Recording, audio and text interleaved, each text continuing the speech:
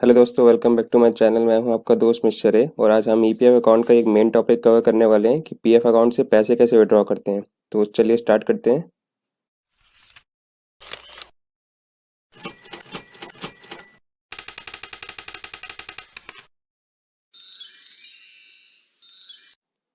तो मैंने employ portal खोल लिया है। लिंक डिस्क्रिप्शन में भी दिया हुआ है, उस पर क्लिक करके डायरेक्ट आप इस वेबसाइट पर पहुंच सकते हैं। तो सबसे पहले यहाँ अपना यूएन और पासवर्ड डाल के अपना ईपीएफ अकाउंट लॉगिन कर लेंगे। तो मैंने यहाँ अपना यूएन और पासवर्ड डाल लिया है। उसके बाद ये कैप्चा जो शो कर रहा है उसको यहाँ डाल देंगे। उसके बाद साइन इन पे क्लिक कर देंगे।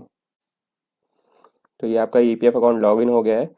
तो जिन्होंने मेरी लास्ट वीडियो नहीं देखी उनको मैं बताना चाहूँगा कि मैंने लास्ट वीडियो में पूरे इस ईपीएफ अकाउंट के डैशबोर्ड को कवर किया है, जिसमें मैंने बताया है कि ईपीएफ अकाउंट में क्या डिटेल्स अपडेट करने की ज़रूरत होती है और इन सब ऑप्शंस के क्या क्या यूज़ हैं। तो उस वीडियो को आप यहाँ ऊपर आ रहे लिंक पर क्लिक करके देख सकते हैं या फिर डिस्क्रिप्शन में दिए लिंक पर भी क्लिक कर सकते हैं। तो अब जो आज का हमारा टॉपिक है उस पर फोकस करते हैं और सीधा ये जो ऑनलाइन सर्विसेज का ऑप्शन आ रहा है उस पर क्लिक कर देंगे। तो यहाँ 4 ऑप्शन आ रहे हैं, जिसमें हम पहले वाले ऑप्शन क्लेम पर क्लिक कर देंगे। क्लेम पर क्लिक करते ही ऐसे से डिटेल पेज खुलकर आ जाएगा, जहाँ आपकी बेसिक डिटेल शो करेगा, जैसे कि आपका और फादर का नाम, date of birth and mobile number. उसके बाद केवाईसी डिटेल। जैसे कि आपको याद होगा, मैंने कहा था लास्ट वीडियो में भी कि आप अपना आधार एंड बैंक डिटेल जरूर ऐड करना केवाईसी ऑप्शन में। तो जिन्होंने कर रखा है उनका यहाँ दिखा देगा। तो बैंक डिटेल्स वेरिफिकेशन पर्पज़ के लिए यहाँ अकाउंट नंबर डालने को कह रहा है। तो मैंने जो बैंक अकाउंट ऐड कर रखा है उसका अकाउंट नंबर यहाँ डाल देता हूँ और उसके बाद वेरीफाई पर क्लिक कर देंगे। तो मैंने यहाँ अकाउंट नंबर डाल लिया है और अब वेरीफाई पे क्लिक करके देखते हैं क्या आता है।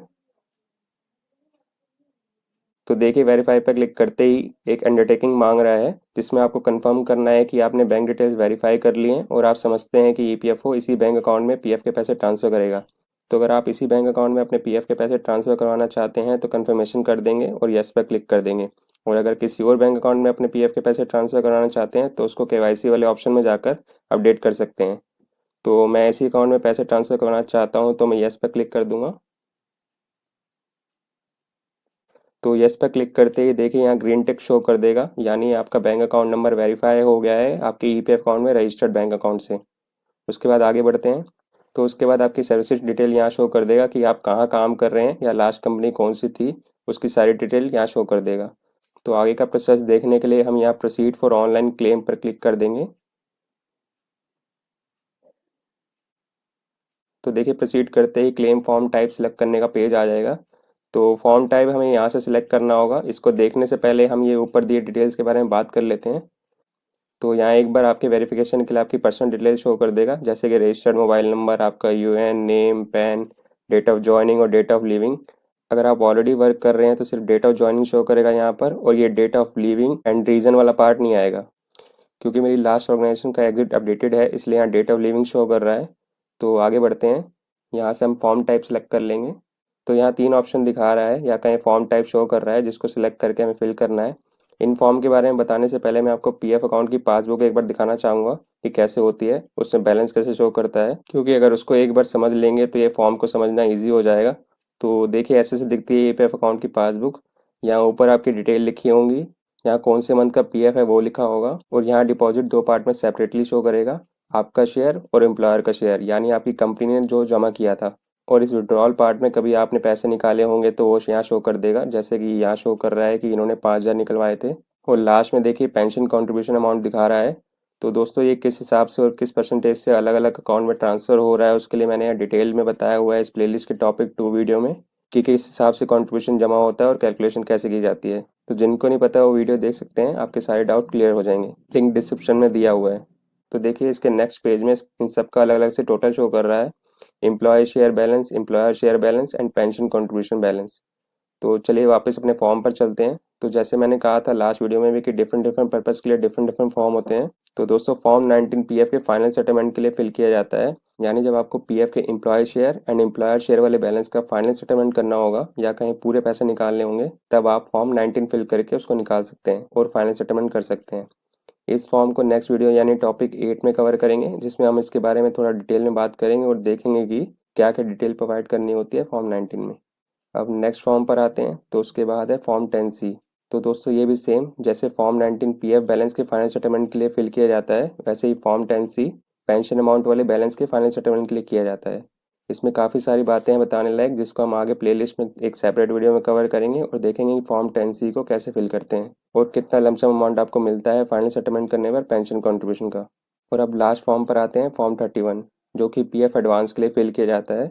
तो अगर आपको इमरजेंसी में कुछ पैसे की ज़रूरत है और आप अपने पीएफ अकाउंट से पैसे निकालना चाहते हैं तो एडवांस के लिए रिक्वेस्ट कर सकते हैं फॉर्म 31 को फिल करके। तो पीएफ एडवांस के लिए रिक्वेस्ट करने का जो प्रोसेस है वही हम आज के टॉपिक और इस वीडियो में कवर करने वाले हैं। तो चलिए फॉर्म 31 को सिलेक्ट कर लेते हैं। तो फॉर्म को सिलेक्ट करते ही आपको यहाँ सर्विस सिलेक्ट करनी होगी। अगर जॉब कर रहे हैं तो प्रेजेंट कंपनी का शो करेगा और अगर लीव कर दिया है तो लास्ट कंपनी का शो करेगा। तो मेरी लास्ट कंपनी का शो कर रहा है तो मैं इसको सिलेक्ट कर लूँगा। उसके बाद यहाँ आपको पर्पस सिलेक्ट करना होगा पीएफ एडवांस निकालने का। तो यहाँ क्लिक करेंगे तो कुछ रीज़न दिए हुए हैं जिनको सिलेक्ट करके आप पीएफ एडवांस के लिए रिक्वेस्ट कर सकते हैं। ये रीज़न आपके वर्किंग पीरियड एंड एज पर डिपेंड करता है और इन रीज़न की कुछ एलिजिबिलिटीज़ हैं जिसको अगर आप फुलफिल करते होंगे तभी आप उस रीज़न को सिलेक्ट करके पीएफ एडवांस के लिए रिक्वेस्ट कर पाएंगे। अगर आप एलिजिबल नहीं होंगे तो वो यहाँ जैसे रेड में दिखा रहा है वैसे ही दिखा देगा, यानी वो रीज़न नहीं दे सकते आप पीएफ एडवांस विड्रॉ करने का। तो हमारी एज के हिसाब से और जॉब के पीरियड के हिसाब से हम इन्हीं कुछ रीज़न के लिए एलिजिबल हैं जिनको सिलेक्ट कर सकते हैं और रिक्वेस्ट कर सकते हैं। जैसे ही कोविड-19 पैंडेमिक की वजह से कोई प्रॉब्लम आई हो, 2 महीने से ज़्यादा हो गए और सैलरी नहीं मिली, कोई आपदा आई हो या बीमारी हो, तो मैं यहाँ इलनेस सेलेक्ट कर लूँगा, जो कि सबसे ज़्यादा रीज़न यूज़ किया जाता है पीएफ एडवांस विड्रॉ करने का। क्योंकि इसमें विड्रॉ करने की कोई लिमिट नहीं रहती, आप कितनी बार भी इस रीज़न से पैसे विड्रॉ कर सकते हैं, बस आपके पास पैसे अवेलेबल होने चाहिए। बाकी दूसरे केसेस में आप कुछ 75% तक मैक्स ही विड्रॉ कर सकते हैं अपने पीएफ बैलेंस का, जो कि वो भी अभी लॉकडाउन में लिमिट बढ़ाई गई है।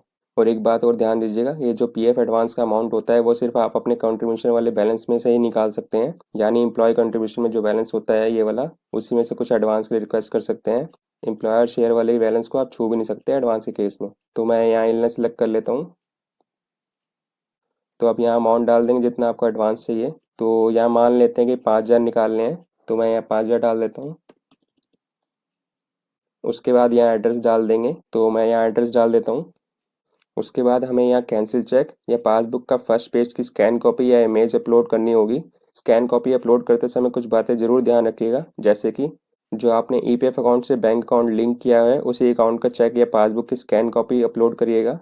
चेक के ऊपर नाम जो लिखा है वो सेम आधार में दिए नेम से मैच करना चाहिए। चेक पर account number and name clear होना चाहिए, यानी सही से प्रॉपर दिखना चाहिए। इमेज ब्लर नहीं होनी चाहिए। अगर आपकी ये सब चीज़ें ठीक हैं तो आपका रिक्वेस्ट 100% एक्सेप्ट होगी और 3-4 दिन में आपके अकाउंट में पैसे आ जाएंगे। और पासबुक में यहाँ जो विड्रॉल पार्ट है उसमें 5,000 शो कर देगा, जैसे यहाँ शो कर रहा है। और अगर इन चीज़ों में से किसी भी चीज़ में दिक्कत हुई तो आपकी रिक्वेस्ट रिजेक्ट हो जाएगी, फिर आपको दोबारा से रिक्वेस्ट करनी पड़ेगी। तो यहाँ फाइल अपलोड करने की कुछ इंस्ट्रक्शन लिखी हुई हैं, उसको भी पढ़ लीजिएगा, जैसे कि मिनिमम 100 KB और मैक्सिमम 500 KB तक की ही फाइल अलाउड है, जो कि जेपीजी या जेपीईजी फॉर्म में ही होनी चाहिए। बैंक अकाउंट नंबर, आईएफएससी और नाम अच्छे से दिखना चाहिए और पढ़ने लायक होना चाहिए। तो वही सेम चीज़ जो मैंने बताई वही यहाँ लिखी हुई है कि अगर ये सब चीज़ें सही नहीं होंगी तो क्लेम रिजेक्ट हो जाएगा। तो यहाँ हम कैंसिल चेक अपलोड कर देते हैं।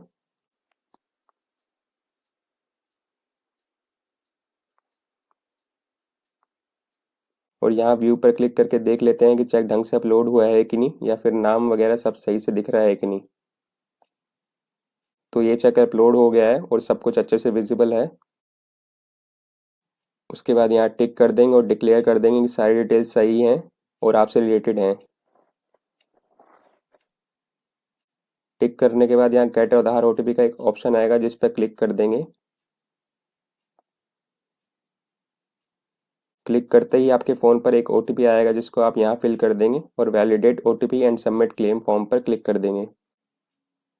सबमिट पर क्लिक करते ही एक नोटिफिकेशन सा आएगा कि आपका ओटीपी वेरीफाई हो चुका है and PF advance claim form submit हो चुका है सक्सेसफुली। और अगर आप एप्लीकेशन की एक्नॉलेजमेंट देखना चाहते हैं तो आप यहाँ क्लिक हेयर पर क्लिक करके देख सकते हैं और डाउनलोड कर सकते हैं, जो कि कैसे से दिखती है वो भी दिखा देता हूँ। तो इसमें आपकी सारी पर्सनल डिटेल लिखी होंगी, कितना एडवांस क्लेम किया है वो लिखा होगा और किस अकाउंट में पैसे जाएंगे सब डिटेल दिख जाएगी। तो चलिए वापस चलते हैं डैशबोर्ड पर। और अगर आप रिक्वेस्ट का स्टेटस ट्रैक करना चाहते हैं तो वो आप यहाँ ऑनलाइन सर्विसेज में जाकर ट्रैक क्लेम स्टेटस पर क्लिक करके अपना स्टेटस ट्रैक कर सकते हैं। तो दोस्तों ये था पूरा प्रोसेस पीएफ एडवांस के लिए रिक्वेस्ट करने का। आई होप आपको ये वीडियो अच्छी लगी होगी। अगर अच्छी लगी तो वीडियो को लाइक एंड चैनल को सब्सक्राइब करना मत भूलिएगा। अब मिलेंगे नेक्स्ट वीडियो में, जिसमें बताने वाला हूँ कि आप फॉर्म 19 भर के अपने पीएफ बैलेंस का फाइनल सेटलमेंट कैसे कर सकते हैं। तो तब तक के लिए bye bye, take care, thank you.